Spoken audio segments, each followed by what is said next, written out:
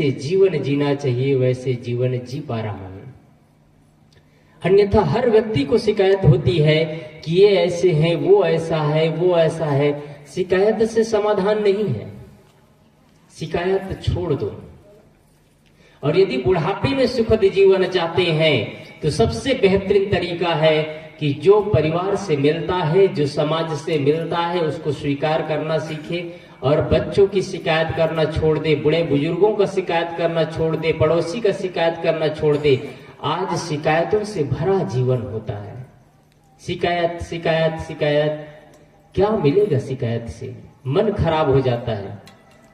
इसलिए शिकायत करना बंद करें जीवन में। शिकायत से समाधान नहीं मिलता है, समाधान मिलता है आपसी सलाह से, और आपसी सलाह नहीं हो रहा है वहां समाधान भी नहीं होगा। इसलिए हमारे जीवन में मैंने एक राजा की घटना बताया कि एक राजा अपने बेटियों की शादी करता है। उसका पूरा क्रम बताया कि कैसे उनकी बेटियां घर जाती है, घर को तबाह करती है, आती है, वो साधना करने लगती है और सुंदर घर का निर्माण होता है। क्या आप भी करना चाहेंगे? आज आए दिन हर घर में शिकायत होती चली जा रही है।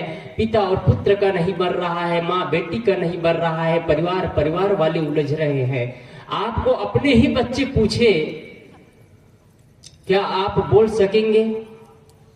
आपको सभी लोग महसूस करें कि आपको अपने ही बच्चे पूछे, पापा या मम्मी आपसे मैं कौन सा आदर्श लूं, तो क्या आप बोल पाएंगे कि मैं जैसा हूं वैसा तुम बन जाओ, मेरे जैसे व्यक्तित्वशाली व्यक्ति बन जाओ?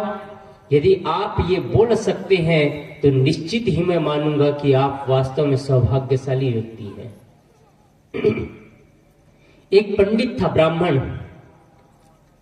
ब्राह्मणों में लड़की के लिए लड़का ढूंढे जाते हैं। ब्राह्मणों का नियम ये है, ये आपके छत्तीसगढ़ में और पूरे भारत में। अन्य जातियों में आपके छत्तीसगढ़ में लड़का वाले लड़की देखने जाते हैं, लेकिन यूपी, बिहार, झारखंड, उत्तर प्रदेश, मध्य प्रदेश, इन जगहों में, महाराष्ट्र, इन जगहों में हर जगह लड़की वाले ही लड़का देखने जाते हैं। आपके यहाँ लड़का वाला लड़की देखने जाते हैं। ये परंपरा अच्छी है। उनके यहाँ लड़की वाले लड़का देखने जाते हैं। इसका परिणाम ये होता है कि दहेज प्रथा। एक लड़की की शादी करना है तो कम से कम 30 लाख रुपया चाहिए, अन्यथा संभव नहीं है। और कोई लड़का नौकरी वाला मिल गया, सरकारी नौकरी करता हो, तो मानो 50 लाख रुपया तो चाहिए, तब कहीं उनके लिए लड़की मिलेगा, लड़का मिलेगा।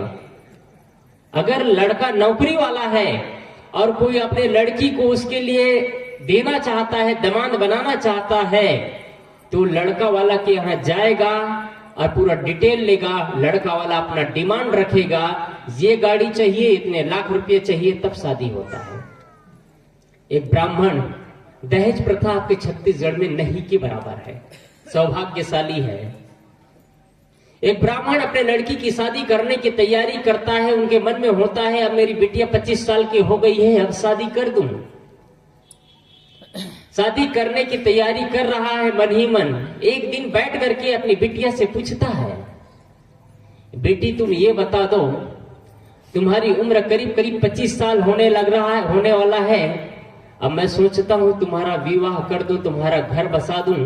तुम ये बता दो तुमको कैसा वर चाहिए? डॉक्टर हो, इंजीनियर हो, मास्टर हो, वकील हो, ऑफिसर हो, आईपीएस अफसर हो, आईएएस अफसर हो, कैसा दामाद चाहिए तुमको, कैसा पति चाहिए? तुम जैसा कहो वैसा मैं ढूंढ करके ला दूंगा, तुम बोलो बस।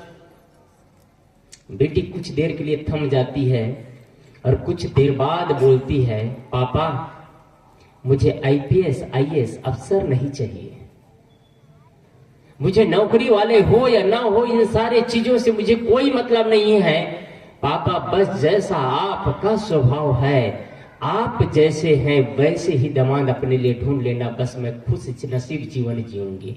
कितने लोग अपनी बेटी को पूछ सकते हैं? कितना पिता है जो अपने बेटी को पूछ सकते हैं कि तुमको कैसा पति चाहिए, कैसा मेरे लिए दामाद चाहिए? कितनी बेटियां हैं जो अपने पापा की तरह बोल सकते हैं? वो पिता अपने कक्ष से निकलता है और अपने सीने पर हाथ रख के कहता है, आज मैं सच में एक बाप होने का धर्म निभा लिया मैंने। आज मैं सच में मैं एक पिता होने का धर्म निभाया। अपने सीने पर हाथ रख करके महसूस करता है, सच में आज मैं सच्चे बाप बन चुका हूं। अभी तक मुझे पता नहीं था कि मैं बाप बना हूं, लेकिन आज मैं एक बेटी का पिता हूं, ये योग्य बन चुका हूं। कोई जन्म देने से कोई पिता नहीं हो जाता, और कोई जन्म देने मात्र से कोई मां नहीं हो जाती। जब तक मातृत्व भाव पैदा ना हो उनके अंदर, जब तक पितृत्व भाव पैदा ना हो उनके अंदर, कोई मां और पिता नहीं बन जाता है। किसी के घर बच्चे पैदा हो जाने से, कोई नाती और पोते आ जाने से कोई दादा और दादा दादी नहीं बन जाते हैं। जब तक उनके अंदर बुजुर्गानी बुद्धि ना आई, जब तक उनके अंदर गंभीरता ना आई, जब तक उनके अंदर बुजुर्गों की तरह सोचने के तरीके और लम्हे नहीं पैदा हुए, तब तक मानो वो बच्चा ही है। दादा बनने का डिंग हाँकने से कोई दादा नहीं बन जाता है। दादी बनने का डिंग हाँकने से घर की कोई मुखिया नहीं बन जाती है। मात्र किसी के घर बच्चे पैदा हो गए और दादा और दादी बन गए। आप मुखिया घर के बनते हैं तो आपके घर के शब्दों में, आपके लफ्जों में वो गंभीरता होना चाहिए, आपके शब्दों में वो लश टपकना चाहिए कि आपके बच्चे आपको स्वीकार कर सके, आपके बच्चे आपके शब्दों को काट न सके, उतना ही बोलिए। लेकिन 70 साल 80 साल हो जाता है, मैंने कहा बोलने की तमीज नहीं आ पाती है। बड़बड़ बोल करके अपना व्यक्तित्व इतना फीका कर लेते हैं कि आपके ही बच्चे आपके बातों को नहीं सुनना चाहते हैं। आने वाली पीढ़ी कहां से सुनेगा? आने वाली पीढ़ी कहां से सुनेगा? वो पिता गर्व महसूस करता है कि मैंने अपने बेटी को पूछा तो उन्होंने कहा कि तुम्हारे जैसे ही चाहिए पापा, और कुछ नहीं चाहिए। क्या आप ये महसूस करते हैं? क्या आप ये बोल पाएंगे अपने बच्चों की कि तुम बहुत अच्छे आदमी बन पाओ या ना बन पाओ, तुम मेरे जैसे बस बन जाओ? क्या आपके पास इतना व्यक्तित्व है? आपके बच्चे चढ़ने स्पर्श कर रहे हैं और इधर से आप पान खा रहे हैं, गुटखा खा रहे हैं, गलगल गलगल थूक रहे हैं, लाल लाल मुंह, कौन सा आशीर्वाद देते हैं? कबीरपंथी का टाइटल भी लगा लेते हैं, राधा स्वामी का टाइटल लगा लेते हैं, गायत्री का टाइटल लगा लेते हैं। आज तक क्या खाना ये तमीज नहीं आया, होश की अवस्था में नहीं है और धार्मिक व्यक्ति बन गए। शर्म आना चाहिए हम सबको कि आज भी हम इंसान होते हुए भी इंसानियत नहीं आया है। आज भी हमारे पास वो गंभीरता नहीं आया। क्या खाना है, कैसे बोलना है, कैसे चलना है, कैसे व्यवहार करना है, कैसे परिवार को हैंडल करना है, ये चीज नहीं जान पाए। 2-4 पैसा ला करके घर में दे देते हैं, माताओं को, बहनों को, अपने पत्नी को दे देते हैं, उससे घर नहीं चलता है। घर चलता है आपके आपसी प्रेम से, घर चलता है आपके व्यक्तित्व का निर्माण से। यदि आपका व्यक्तित्व ही फीका है तो कितना भी पैसा ला करके दे दो, घर तो नरक का द्वार ही बना रहेगा ना, स्वर्ग तो नहीं बन सकता है। इसलिए आप सभी से निवेदन है कि आप 2-4 पैसा कमाते हैं, उससे कहीं ज्यादा आपका व्यक्तित्व इतना गंभीर होना चाहिए, इतना विशाल व्यक्तित्व का होना चाहिए कि आपके बच्चे आपको स्वीकार कर सके। आज हमारे भारत देश में वृद्ध आश्रम खुलते चले जा रहे हैं। आज वृद्ध आश्रम बढ़ता चला जा रहा है, माँ बाप को दरकिनारे करते चले जा रहे हैं, पत्नी और बच्चे आपस में एक साथ रह रहे हैं, लेकिन माँ बाप के लिए जगह नहीं होता है। जगह की बात है तो याद आ गई मुझे, एक जगह एक बहुत सुंदर मकान बनाया एक व्यक्ति ने। मकान सुंदर बनाया, फॉल सीलिंग करवाया, पूरा ग्रेनाइट बिछाया, पूरा पीओपी लगवाया, सब तरफ मकान बहुत सुंदर।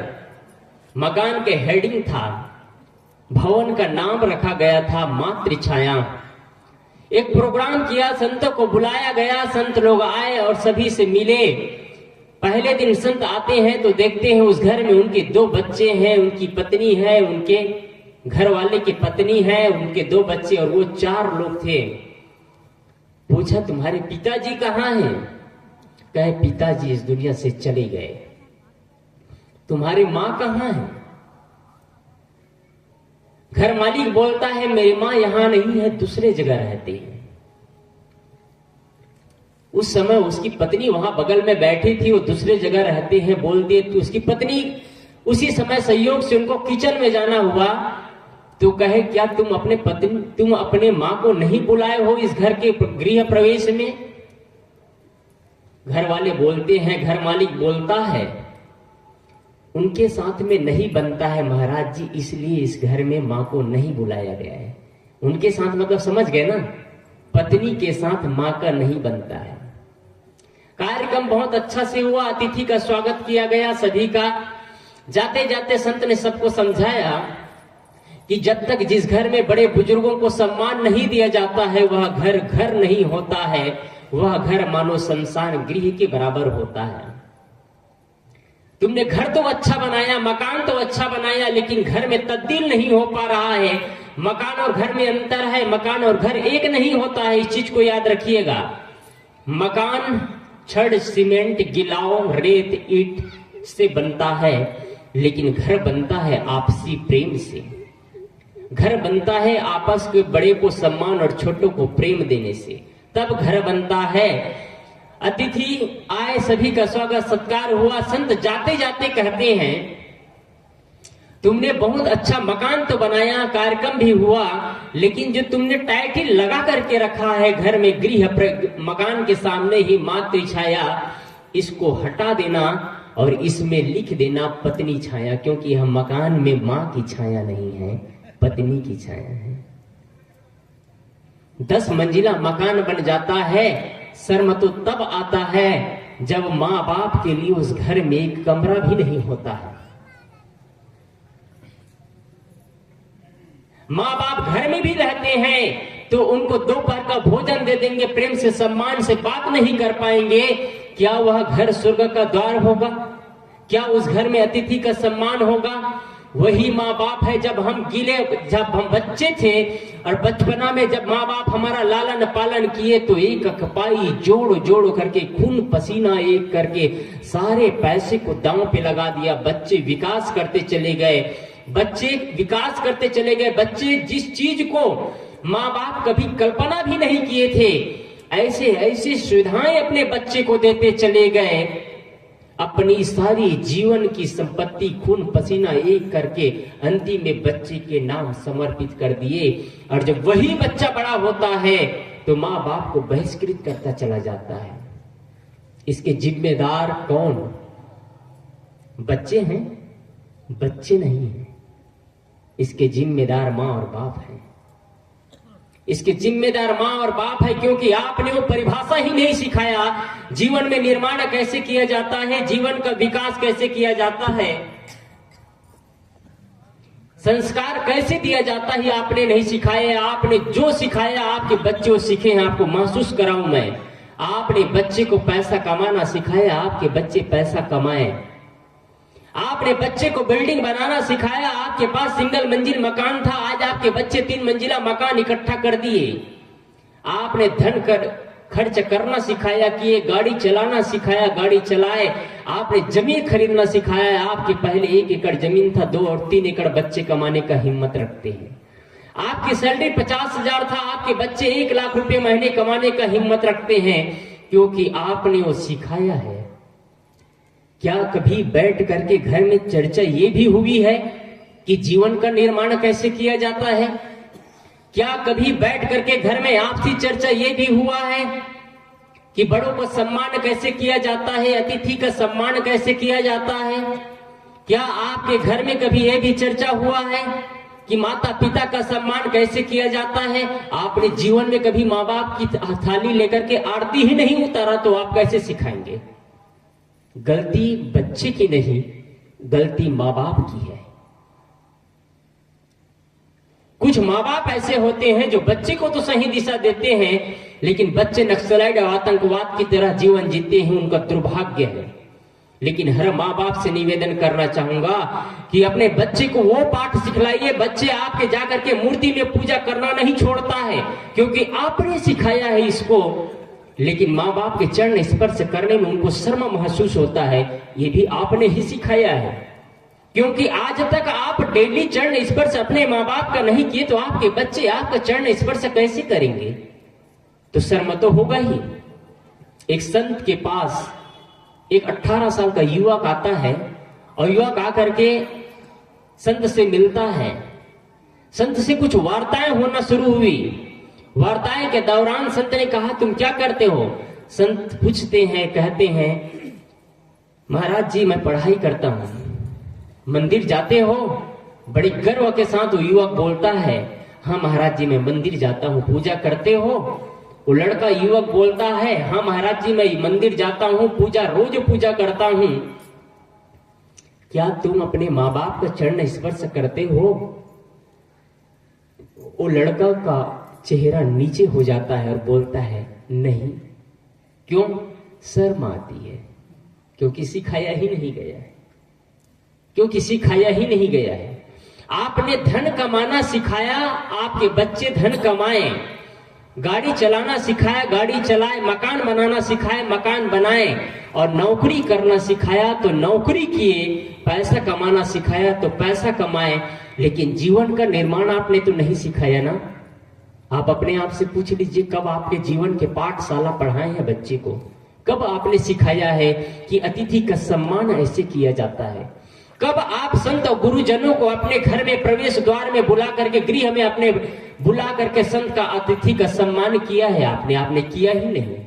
फिर आप क्यों कहते हैं कि हमारे बच्चे हमारा कहा नहीं मानते? आप जितना करते हैं उससे कहीं ज्यादा आपके बच्चे करते हैं। आप जितना करते हैं उससे कहीं आपके ज्यादा बच्चे आगे बढ़ के करते हैं। आपने ही वो पाठ नहीं सीखा तो आपके बच्चे कैसे पाठ सीखेंगे?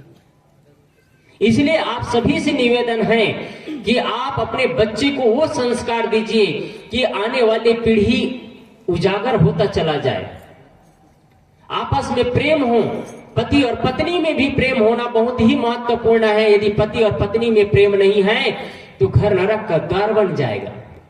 एक छोटा बच्चा, कल ही मैं देखा, एक छोटा सा बच्चा व्हाट्सएप में आया था।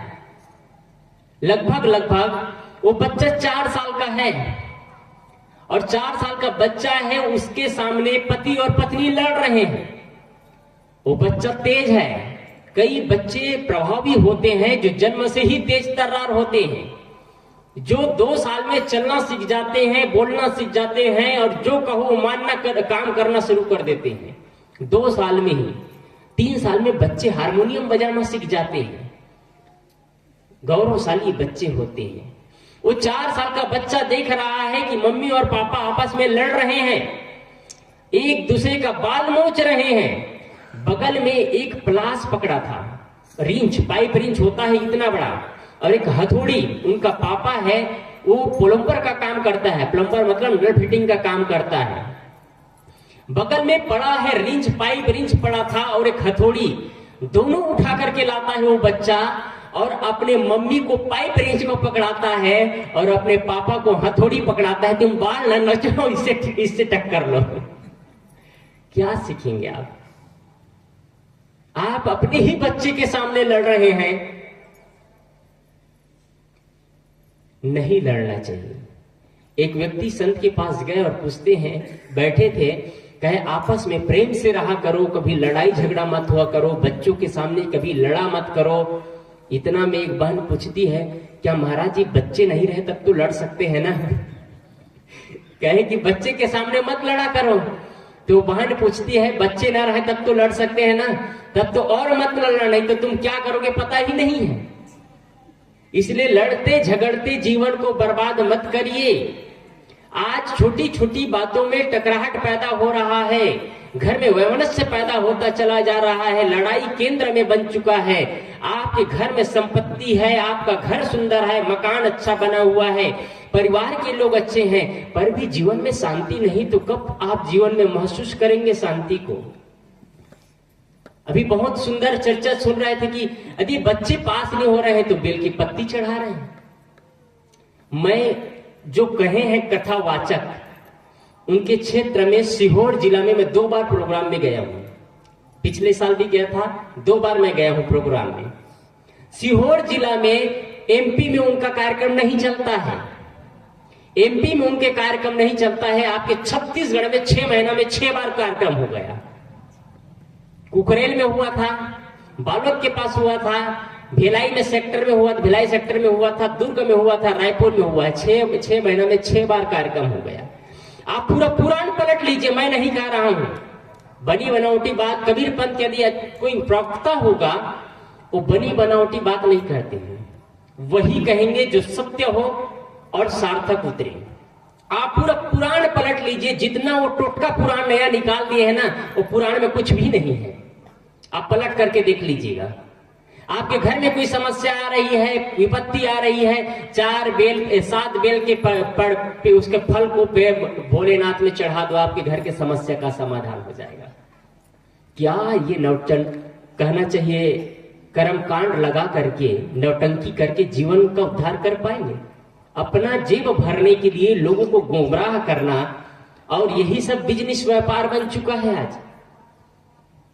कोई कथा व्यास गद्दी में बैठ करके कहता है कि वट वृक्ष में पानी चढ़ाओ, कोई कहते हैं पीपल में पानी चढ़ाओ, कोई कहते हैं नीम में पानी चढ़ाओ, कोई कहते हैं भोलेनाथ में पानी चढ़ाओ, कोई कहते हैं श्री राम के जा करके उपासना करो, कोई गंगोत्री में जाओ, कोई हरिद्वार में जाओ, कोई महाकुंभ में जाओ। ये लोग ये क्यों नहीं कहते कि अपने जीवन के बुरे कर्मों को सुधार लो, जीवन का निर्माण हो जाएगा? ये चीज क्यों नहीं बताते हैं? यहां पानी डालो, वहां पानी डालो, इससे पानी डालने से समाधान नहीं है। कर्म को सुधारो तो जीवन सुधरेगा, और कर्म खराब रहेगा तो जीवन कभी नहीं बदलने वाला है।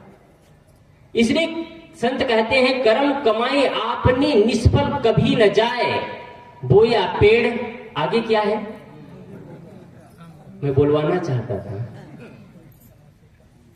आप लोग जानते हैं, मतलब आप लोग ये जानते हैं कि बोया पेड़ बबूल का आम कहां से खाए। यदि हमने कटुता बोया है, यदि हमने धान बोया है, तो गेहूं का फसल नहीं काटेंगे। तो आप ये भी जानते हैं कि यदि हम कटु बोएंगे तो हमको कटुता ही मिलेगी। तो फिर कटु क्यों बोते हैं? आप सब बोते हैं कटु। आप अकेले में बैठ करके पूछिएगा। आप लोगों को एक मंत्र दे करके जा रहा हूं मैं। यदि घर को स्वर्ग बनाना चाहते हैं, घर को स्वर्ग बनाना चाहते हैं, एक मंत्र याद रखिएगा, स्टार्ट करिए सुबह से। ये आपके भविष्य से, जन्म से लेकर के बुढ़ापे तक काम आएगा। आप किस मत वंश से हैं, किस संप्रदाय से हैं, किस गुरु को मानते हैं, यह महत्वपूर्ण नहीं है। महत्वपूर्ण है आप अपने जीवन के लिए क्या करते हैं। बिस्तर से सुबह उठते हैं आप, जितना बजे उठते हैं सुबह सुबह, 5 बजे, 6 बजे, 7 बजे, 8 बजे, जब आपकी मर्जी हो उठते हैं। अच्छा होगा कि आप जितना जल्दी उठ जाए उतना अच्छा है। लेकिन आपकी परिस्थिति, कोई 12 बजे सोता हो, उनको कहा जाए तुम 4 बजे उठो, तो संभव नहीं है। इसलिए कोई जरूरी नहीं है कि आप 4 बजे उठे। आप जब भी उठते हैं, 4, 5, 6, 7, 8 जब भी उठते हैं, उठिए। बिस्तर से उठते ही आपको 24 घंटा में समय नहीं मिलता है। बिस्तर से उठते ही ओनली 5 मिनट अपने लाइफ के लिए, अपने जीवन के लिए 5 मिनट आप बैठ जाइए आसन में, और एक संकल्प भाव से बिस्तर में बैठ जाइए। आज से मुझे जीवन का निर्माण करना है। आज से मैं कटु नहीं बोलूंगा, आज से मैं कटु नहीं बोलूंगा। आप संकल्प लेकर के जमीन में पैर रखिएगा। यदि मुझे कोई कटु कहेंगे तो मैं कटुता भरे शब्दों का उपयोग नहीं करूंगा, कटुता भरे शब्दों का उपयोग नहीं करूंगी। ये संकल्प लेकर के आप बिस्तर से उठिए। बिस्तर से उठते ही आप जमीन में पैर रखते ही सबको धन्यवाद दीजिए कि आज मैं स्वस्थ जीवन जी रहा हूं। प्रकृति को धन्यवाद दीजिए, पड़ोसी को धन्यवाद दीजिए, माँ बाप को धन्यवाद दीजिए, अपने बच्चे को, परिवार को धन्यवाद दीजिए। सबके लिए धन्यवाद के पात्र बन जाइए आप। किसी को आप श्राप मत दीजिए, किसी को आप गलत शब्दों का उपयोग मत करिए। बिस्तर से उठते ही आत्मचिंतन करिए कि मुझे जीवन का निर्माण करना है, मुझे कटु नहीं बोलना, एक ही काम करना है। मैं इसलिए कह रहा हूं, आज हमारे भारत देश में 80% कोर्ट में जो लड़ाइयां चल रही है ना, बात की लड़ाई है, धन की लड़ाई नहीं है। देख लीजिए, सास और बहू में लड़ाइयां होती है, वो धन की लड़ाई नहीं है। देरान और जेठान में लड़ाई होती है, वो धन की लड़ाई कम, बात की लड़ाई ज्यादा होती है। उसने ऐसे कहा, उसने ऐसे कहा। आप साल होते ही कैलेंडर बदल देते हैं, लेकिन 30 साल और 40 साल हो जाता है, जो पिता ने या पुत्र ने या देरान ने जेठान ने जो शब्द कहा है वो आज भी दिल में आपके चुभता रहता है। साल बदलते कैलेंडर बदलते हैं, वैसे ही सप्ताह बदलते ही उन विचारों को छोड़ दीजिए, नए विचारों के साथ आप जीवन का निर्माण करिए।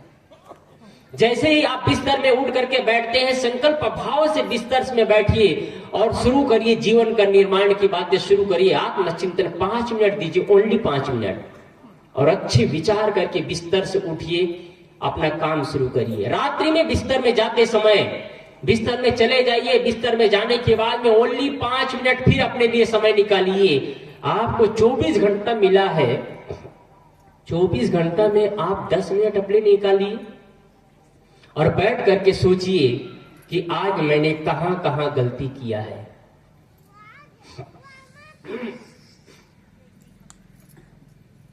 आप बैठ करके आत्मचिंतन करिए कि मैंने कहां कहां गलती किया है, उन गलती को सुधारने का प्रयास करिए।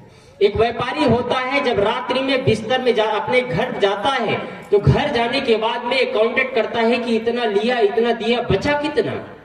आप अपने जीवन के लिए आप नहीं कर सकते? अपने जीवन के लिए आप खुद टैली करिए, अपने जीवन को खुद से देखिए, आप जीवन का हानि और लाभ अपने लिए खुद करिए और देखिए मैंने कहां कहां ऐसे शब्द बोला जो नहीं बोलना चाहिए था। कल के लिए फिर से पुनः प्रयास करिए, आपका जीवन बदल जाएगा।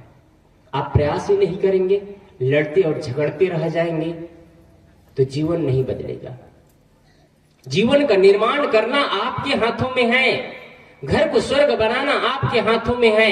आपके बच्चे घर में बैठे हैं, भाव भरे और शब्दों से, सम्मान भरे शब्दों से आप बच्चों को आदर और सत्कार दीजिए, बड़े बुजुर्गों को सत्कार दीजिए। आपस में सास और बहू लड़ते मत रह जाइए।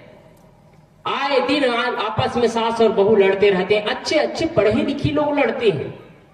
एक जगह सास और बहू में लड़ाई चालू है, ये हर गांव में हो रहा है, प्रत्येक घर में होता है। छोटी छोटी बातों में लड़ाइयां शुरू हो जाती है।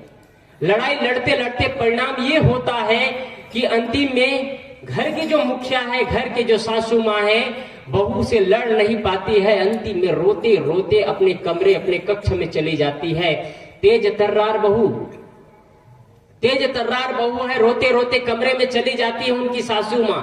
ये रोज घटना एक उनका सुपुत्र देखता है, उनका सुपुत्र देख रहा है कि माँ और दादी में रोज लड़ाई का अंतिम परिणाम ये होता है कि रोज दादी माँ रोते रोते कमरे में चली जाती है। एक दिन उनके पीछे पीछे उनका पोता जाता है और पोता अपने दादी माँ का पल्लू उठाता है और आंसू पोंछता है। आंसू पोंछते पोंछते क्या बोलता है वो बोलता है, माँ, अपने दादी माँ को बोल रहा है, दादी माँ तुम रो मत। आंसू पोंछ रहा है और बोल रहा है कि दादी माँ तुम रो मत, मेरी माँ बहुत दुष्टा है और जब मैं भी बड़ा हो जाऊंगा और मेरी भी शादी हो जाएगी तो मैं अपने पत्नी से कहूंगा कि तुम अपने सासू माँ की कभी सेवा मत करना, क्योंकि तुम्हारी सासू माँ अपनी सासू माँ से रोज लड़ाई किया करती थी। आप क्या संस्कार देते हैं? आप अपने बच्चों को क्या संस्कार देते हैं? घर में एक शांति का वातावरण होना चाहिए, एक शांति का वातावरण होना चाहिए। घर में शांति का वातावरण नहीं हो पाता है तो जीवन कैसे बदलेगा? आश्चर्य की बात तब होती है जो अच्छे पढ़े लिखे लोग हैं, ऑफिस में जाकर के काम करते हैं, लेकिन कभी अवसर आता है तो ड्रिंक लेना नहीं छोड़ते हैं और कहते हैं घर को स्वर्ग बनाना चाहते हैं, कहते हैं हम धार्मिक है, टाइटल लगाना नहीं भूलते हैं, हम अच्छे घर से हैं। कौन से अच्छे घर से हैं? ये शराब पीना मूर्खों का काम है बस। और कुछ मूर्ख लोग बड़े गर्व से कहते हैं कि हम छत्तीसगढ़ में अपना राजस्व विभाग का तो हम ही लोग चला रहे हैं। राजस्व विभाग मतलब समझ रहे हैं आप लोग कि जो शराब बिक्री होती है ना, उससे जो पैसा मिलता है उससे सरकार के कोष में जाता है, वो राजस्व विभाग में काम आता है। यानी कुल मिलाकर के पूरे भारत में जितनी शराब बिक्री से करोड़ों रुपया सरकार को छत्तीसगढ़ में मिलता है, उतना पैसा कहीं नहीं है।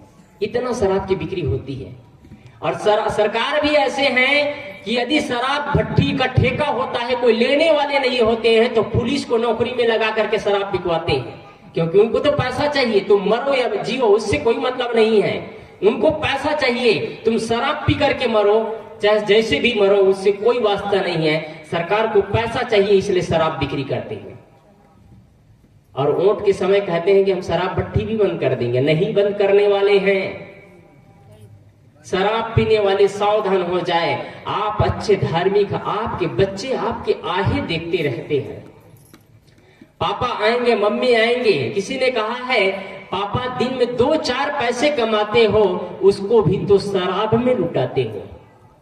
2-4 पैसा कोई कमा करके आता है और घर में प्रेम ना हो, माता पिता के प्रति, बच्चों के प्रति प्रेम ना हो, तो वो भी पैसा शराब में लुटा दिया जाता है। शराब पीने वाले शराब ही नहीं पीते हैं।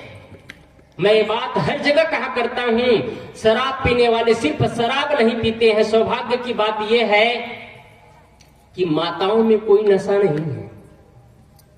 कोई माँ होती है सौभाग्यशाली जो गुड़ाखू घसती है, सौभाग्यशाली माँ है। कोई बिरला होती है जो गुड़ाखू लेकर के घसती रहती है, और पता चलता है कुछ सालों बाद में उसके पेट में एक गोला हो गया है। और भाइयों में तो बहुत ज्यादा सौभाग्यशाली है जो गांजा, चरस, बीड़ी, सिगरेट, तंबाकू, गुटखा, ये सारे चीज, अंडा, मांस, मछली तो बहनों भी माहिर है, चित करके खाने वाले हैं। और धार्मिक भी है, राम की उपासना भी करते हैं, हनुमान चालीसा की पाठ करते हैं, और अपने आप को कबीरपंथी भी कहते हैं, राधा स्वामी भी कहते हैं। ये टाइटल लगाने से कोई कबीरपंथी और राधा स्वामी और गायत्री वाले नहीं हो जाते हैं। ओम नमः शिवाय जाप पाठ करते हैं। जब मछली बिकता है तो तालाबों के बगल में तो लाइन लग जाते हैं, उसमें फिर जाति नहीं देखा जाता है, कौन साहू है कि कौन गोड़ है, कौन ठाकुर है, सब एक ही मुर्दा के खाने वाले हो जाते हैं। क्षमा चाहता हूं, मुर्दा तो खाते हैं,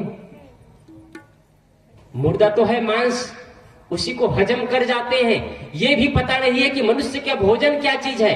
खाद्य अखाद्य सब खाए जाते हैं। जानवर को जो खाना है वही खाएगा। कल अवसर रहेगा तो इंद्रिय संयम पर भगवान कृष्ण अर्जुन से कह रहे हैं, उस पर चर्चा करूंगा मैं। इंद्रियाणि परमार्थी विषया ही वर्तन्ते। भगवान कृष्ण पार्थ को कह रहे हैं, हे पार्थ, जो लोग यत्न करते हैं, प्रयत्न करते हैं, साधना करते हैं, उन लोगों को भी यदि सावधानी न रखा जाए तो ये इंद्रियां कहीं के कहीं ले जाकर के बलात् घसीट देती है। मैं अपने विषय पर आऊं कि जो शराब पीते हो, शराब ही नहीं पीते हैं, बल्कि अपने घर की जो बड़ी बड़ी सोच होती है, बच्चों की जो उड़ान भरने की क्षमता होती है, माँ बाप के जो चेहरे की प्रसन्नता होती है, पत्नी घर में आहें देखते रहते हैं, हमारे पति महोदय आ रहे होंगे, उन सारे सपनों को चूर करके मिट्टी पलीद कर देती है। एक बच्चा है जो आईपीएस अफसर बनना चाहता है, बहुत लगन से पढ़ाई करता है, लेकिन कभी कभी उनके पिता शराब पी करके आता है, उनका पूरा मस्तिष्क तबाह करके रख देता है। वो सोचता है क्या हो गया, मैं क्या करूं अभी। 1 दिन 2 दिन 4 दिन देखता है, लगातार पी करके पीता आ रहा है, पी करके रोज आ रहा है। वो सोचता है मैं इन पियक्कड़ों के बीच में अपना कैसे विकास करूंगा। जो उनकी उड़ान भरने की क्षमता थी, वो सोचता था कि मैं आईपीएस अफसर बन जाऊं, उनकी उड़ान भरने की क्षमता मिट्टी पलीद हो जाता है, वो विकास नहीं कर पाता है। आपके एक गंदे हरकत की वजह से पूरा परिवार तबाह हो जाता है। आपके एक गंदे हरकत की वजह से पत्नी परेशान हो जाती है। आपके एक गंदे हरकत की वजह से माँ बाप के चेहरों का मुस्कान और चेहरे की प्रसन्नता उड़ जाती है। क्या आप ऐसे जीवन नहीं जी सकते कि आपकी वजह से घर और परिवार को सहायता मिल सके। मैं कल कहा था बहनों के लिए कि आपकी वजह से याद रखना कि घर और परिवार न टूटने पाए, आपकी वजह से घर परिवार बिखरने ना पाए। आज भाइयों से कहना चाहूंगा कि आपकी वजह से कहीं आपके घर के जो बच्चे की उड़ान भरने की क्षमता है, आपके वजह से आपके घर के माँ बाप सोचते हैं कि मेरे बेटे आएंगे, मेरे से बातें करेंगे, वार्ता करेंगे, मेरे पास बैठेंगे, जो उनकी मन की प्रसन्नता है, जो चेहरे का मुस्कान है, वो न उड़ने पाए। याद रखना, नहीं तो आप जैसा पापी आदमी इस दुनिया में कोई नहीं होगा। शराब पीना सहज नहीं है, शराब नहीं पूरा जिंदगी को पी जाते हैं। आप शराब पीते हैं, अपने तन मन और धन और मस्तिष्क को खराब करते हैं, और अपना तो खराब करते हैं, पूरे परिवार को भी ले बैठते हैं। शराबी ये नहीं देखता कि कौन सा धन है, घर बेच देता है, मकान बेच देता है, खेत खलिहान बेच देता है, गहने जेवर बेच देता है। धन शराबी आदमी को कुछ नहीं दिखाई देता, वो सिर्फ अंधा बन जाता है। शराब मत पीना बाबा, नहीं तो पागल फिरोगे बाजार में। अच्छे अच्छे सत्संग करने वाले को देखा गया है, साथियों के संग में जाते हैं तो शराब का लत नहीं छूट पाता है।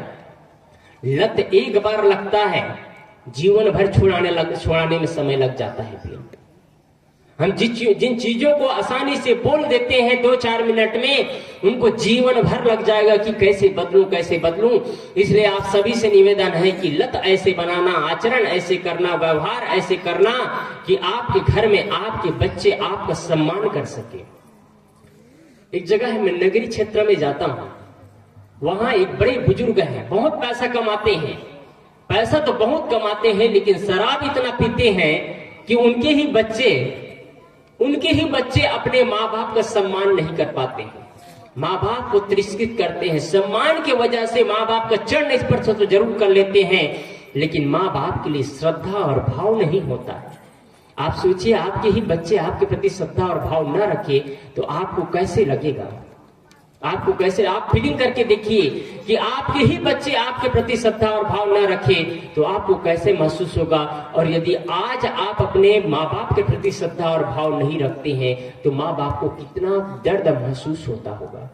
क्या इसीलिए आपको पैदा किए कि मेरे बच्चे मेरे आगे बढ़ने के बाद मुझे छोड़ करके मुझे किनारे कर दे? उनकी वेदना, उनकी पीड़ा को आप समझ पाएंगे? यदि आज आप उनकी वेदना और पीड़ा को समझ लेंगे तो आप अपने बच्चे को विकलांग होने नहीं देंगे।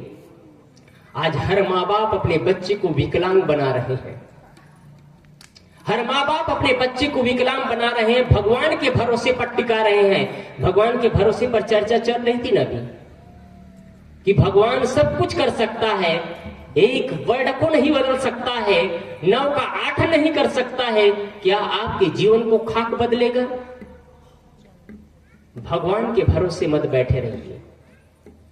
आपने बनाया है भगवान को, आप देते हैं तब उसकी पूजा होती है, आप पूजा नहीं करते तो पूजा नहीं होती है।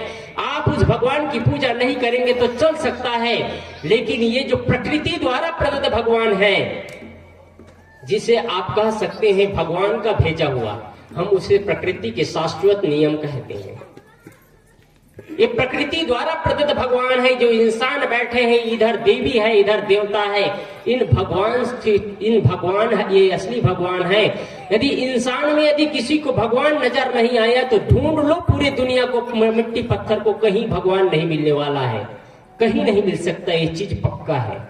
इसलिए इंसान में भगवान ढूंढिए।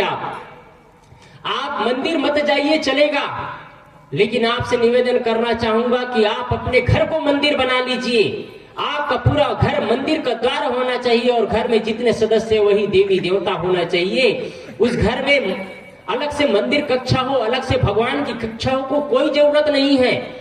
आप जैसे ही घर में प्रवेश करते हैं, मानो मैं मंदिर में प्रवेश कर चुका हूं, और मंदिर में प्रवेश करने के बाद असभ्यता नहीं, कटु कुठार नहीं, कटुता नहीं, अभद्रता नहीं, प्रेम और करुणा का भाव होना चाहिए। बस मंदिर में प्रवेश करने के बाद कोई गाली नहीं देता है, कोई निंदा और चुगली नहीं करता मंदिर में प्रवेश करने के बाद।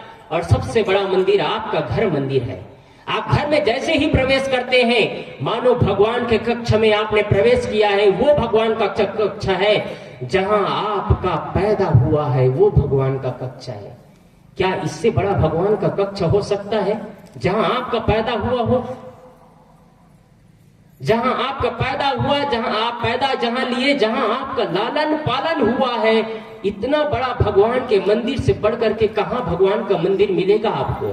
आप महसूस करिए, एक ऐसा मंदिर जहां मुझे माँ ने 9 माह कोख में रखा है, एक ऐसा मंदिर जहां माँ ने मुझे शून्य से लेकर के 25 साल तक मुझे जीने के तरीके और लम्हे सिखाए हैं। मैंने ना जाने कितने गलत काम किए होंगे, ना जाने कितने बार मैं अभद्रता किए होंगे, ना जाने कितने बार माँ को और पिता को गाली और दिए होंगे और तमाचा मारे होंगे, लेकिन उस तमाचा को भी माँ बाप ने प्यार और स्नेह समझ करके हमको गले से लगाया है। और आज वही माँ बाप को हम तिरस्कृत भरे शब्दों से उपयोग करते हैं।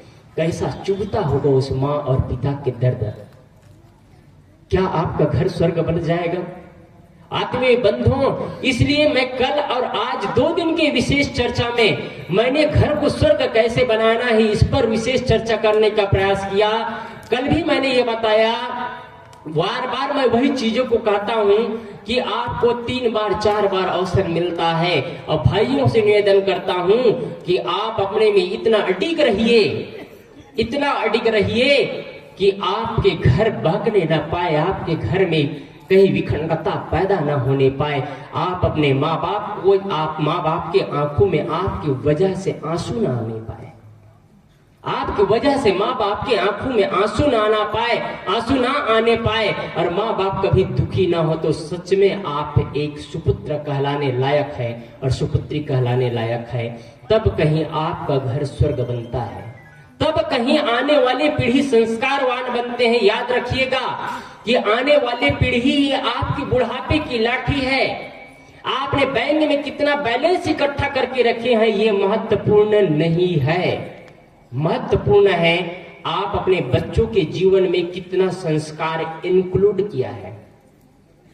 संस्कार रूपी बैंक में आप संस्कार रूपी धन इकट्ठा करके रखे हैं। बच्चों के अंदर कितना संस्कार इंक्लूड किए हैं। आप बैंक में बैंक बैलेंस किए रहेंगे, और बैंक बैलेंस आपने 4000 का किया है, आपने चेक काट दिया गलती से 6000 का, उसका परिणाम जानते हैं? आपको 600 रुपया का फाइन भी लग जाएगा और आपका चेक भी निरस्त होगा। आप अपने बच्चों को जितना संस्कार नहीं दिया है उससे कहीं ज्यादा आप अपेक्षा रखेंगे तो आपको क्या मिलेगा? परिणाम वही तो मिलेगा जो बैंक में होता है। इसलिए ऐसा संस्कार इंक्लूड करिए बच्चे के अंदर कि आपके बुढ़ापे के मजबूत लाठी बन सके। आपके बुढ़ापे में लाठी हो या ना हो कोई जरूरत नहीं, यदि बच्चे को आपने सही संस्कार रूपी लाठी दे दिया है, संस्कार रूपी धन इकट्ठा किया है बच्चों के अंदर, तो आपके बुढ़ापे में, भविष्य में बुढ़ापे की लाठी आपके बच्चे होंगे, तो निश्चित ही आपका जीवन संवरता चला जाएगा, परिवार स्वर्गमय बनता चला जाएगा, और आप अपने परिवार में आनंद की जिंदगी जिएंगे, अपने घर में, परिवार में उत्साह का जीवन जिएंगे। एक महत्वपूर्ण वाक्य, जिस घर में, मैंने सुबह कहा कि जिस घर में भाई और भाई आपस में प्रेम है, देरान और जेठान, उस घर में रोज होली का त्योहार है। और जिस घर में रात्रि के समय एक साथ बैठ करके ईटिंग और मीटिंग है, माँ बाप का सम्मान कर लिया जाता है, मानो रोज दीपावली का त्योहार है। आप रोज त्योहार मनाएं, सदगुरु कबीर की बातों को याद कर रखें, नित्य अमावस, नित्य संक्रांति, तो निश्चित ही आपके घर और परिवार में स्वर्ग का आगमन होगा। आपके घर के बच्चे अवश्य ही संस्कारवान होंगे। बोलिए सदगुरुदेव।